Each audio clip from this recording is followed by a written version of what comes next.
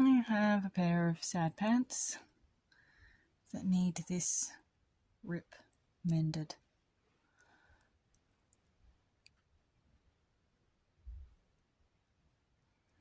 I'm going to work my way along. I've got a piece of black thread. I am going to attach it in here into the seam. So I'll make my end disappear into that seam there. I should have it start, the darn start about there, so I might just lift up that end and where the knot will be, and I'll start there. Make that end just disappear in there.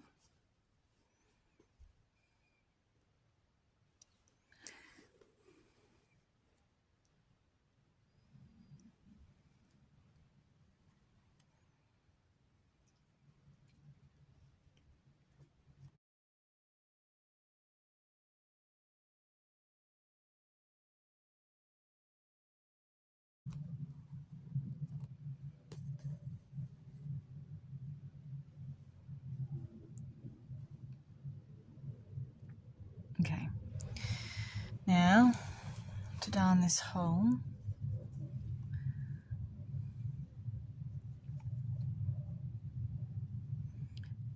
I'm just going to work my needle back and forth, a series of tiny little stitches, trying to keep it in with the grain of the fabric. So the fabric is going like this, so I'm going to try to keep it so that it is in line with that, so that it moves as it should.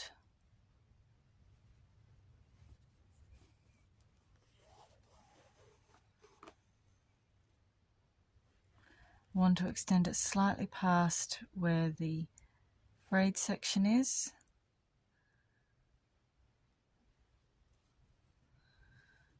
And back into this seam. Now, these are old jeans, so I'm not looking to have them be super secure because they're going to wear out entirely at some point soon.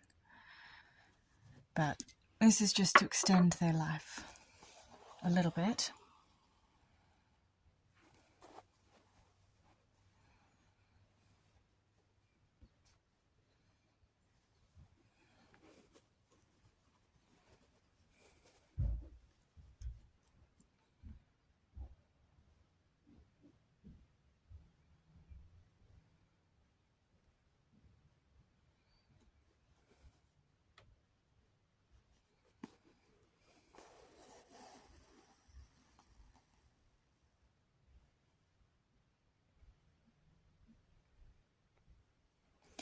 Each pass, as I work my way, I'll be pulling the needle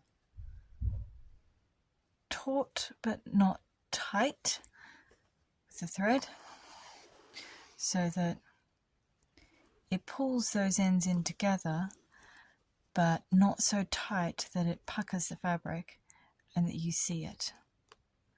Check where my end is, because it is disappearing, which is the idea. It just makes it more difficult to sew.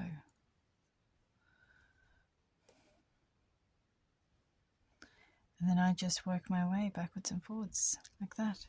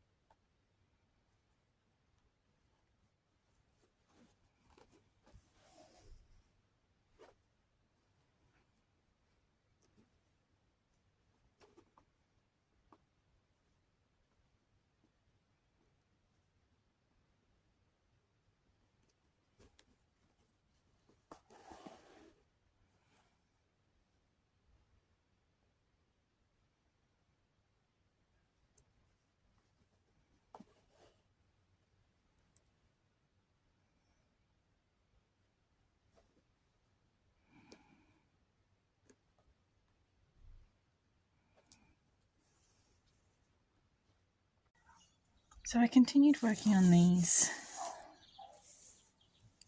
off camera, and I darned them as I showed you, working my way back and forth like this, anchoring every line into this seam here.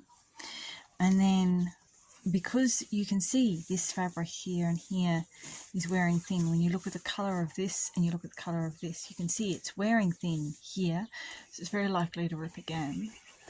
So what I've done is, on the inside, I have placed 2 strips of webbing, and you can see they're slightly puckered so that they have stretch to them, so that when they're worn it doesn't tear. And I have sewn them on over that darn, going back through there each time, anchoring it on this side and into that seam again on this side. I pulled it taut slightly over the actual tear so that it will help pull that side together and will help it hold steady and strong. And the ends, in order to seal the ends without it being uncomfortable to sit on, so without creating another seam and without creating a little ridge that you're going to see, I have blanket stitched and whip stitched over the end here, which will stop this end fraying. I've done that for all 4 of the ends, anchoring them into the bottom, into this seam along here, and then anchoring them into the fabric up here. I've made sure that the webbing extends past the terribly worn place, so the webbing extends to here. You can see this is wearing thin compared to here, but this is where it's of great concern, here and here. And so the webbing goes all the way up to here and here, and all the way down to here and here. So the length of it is extending beyond where it is fragile there. By doing it in this way, I used a black thread, so it's not going to stand out, you're not going to see it. There is black thread in the fibres of this, so it blends in. And by doing that, I have created a darn there where you can see the jeans are worn, but it's not apparent that there was a tear and that all of this was just open. So these are standing up well to daily wear. They're able to be worn without any problems, and they're comfortable. This doesn't dig in at all. This doesn't dig in, it doesn't pull, it sits smoothly. And because I kept the stitches small and close together, it means that you don't see the stitches when it's being worn, because they just disappear into the weave of the fabric. There you go.